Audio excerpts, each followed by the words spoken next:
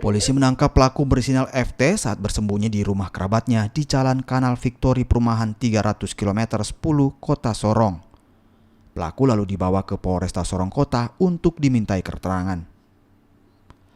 Kapolresta Sorong Kota Kombes Happy Perdana mengatakan pelaku utama berperan menyiram BBM dan membakar tubuh korban.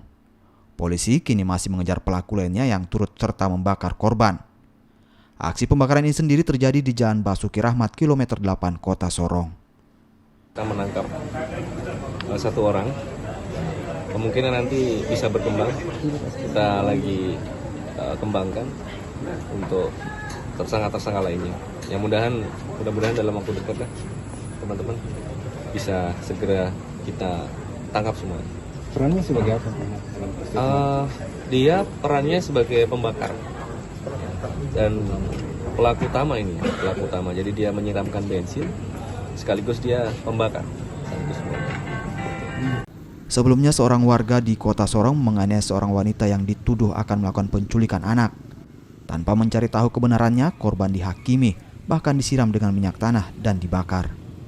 Korban yang mengalami luka bakar 90% meninggal saat akan dibawa ke rumah sakit. Sementara itu setelah sempat disemayamkan di RSUD Selebe Solo, jenazah korban diterbangkan ke Kota Bau-Bau untuk dikembalikan ke pihak keluarga. Pemerintah Kota Sorong yang melepas jenazah juga memberikan santunan kepada pihak keluarga. Keluarga berharap agar para pelaku segera ditangkap. Korban diketahui merupakan wanita parubaya yang merupakan orang dalam gangguan jiwa. Dina Bagung, Kompas TV, Sorong, Papua Barat.